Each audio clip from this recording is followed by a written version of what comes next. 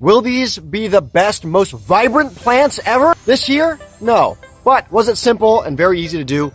Yes. Welcome back to Hillbilly Leniac, the show that teaches you how to be efficient in a practical manner. Today I've got my Japan study mission hat on. If you want to learn about lean manufacturing, Google Japan study mission, Paul Akers. It'll be one of the first links that pop up. Today we're going to be doing garden site selection. I'm going to do zero prep work. I'm going to do zero prep work for this. We're going to be having two gardens. Right now we have the chicken coop. This section is going to be the chicken run on the slope. This will be a garden right there. When it rains, the water will come down and rush onto this area and keep that nice and watered for us. But I'm going to be planting things that like partial shade there. We have the first garden spot over there. Here is the second garden area. You can see the slope of this house comes down. So when it rains, this hill that brings water down doesn't rush up against the house and flood the basement. We're going to put landscape timbers. This hill slopes down this way. This slope is to carry water away and down the hill so it does not flood against the house, go into the basement. So when it rains, there's a lot of water that's hitting the side of this house and this whole area.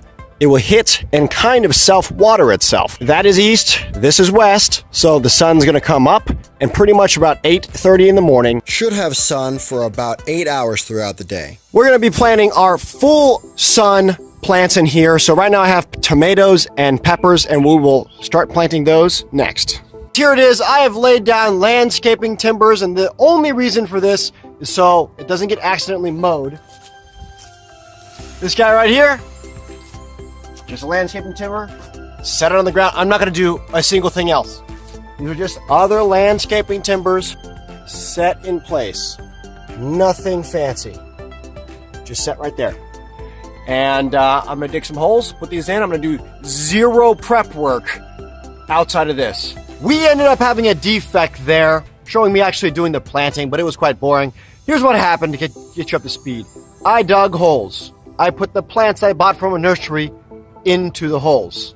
Then I covered all of the remaining ground with hay, and that's what you see behind me. This is called the Ruth Stout method.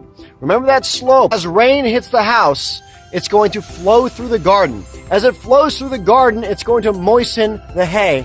The hay is then going to help insulate the ground, retain moisture for days that does not have rain, and also slowly break down into its own compost.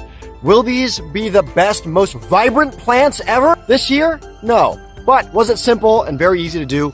Yes. The only addition you're going to see is there is now a fence up with deer netting. The reason why is out of all of the 10 plants we planted, there was one that didn't make it. And that was my buddy Diesel, the dog, loved it. He ran over and dug it up and he's like, oh, I love plants. So now that is up for dog-related issues, nothing else. And here we are at garden site number 1. It is going to be on this slope. Right now we have the electric chicken netting up. The coop is almost ready for chickens. We are going to not plant this garden until we have chickens, because it'll be more flexibility if we need to change something around. Always try to think ahead in case there's something else. What else could I do if something went wrong? But super simple. We selected a place, dug holes, put plants in the ground. I did not do very much over processing at all, and I've set this up to be extremely low maintenance. I shouldn't have to check on this very much at all this year. Following video, we're going to be doing a trellis system, so stay tuned for that.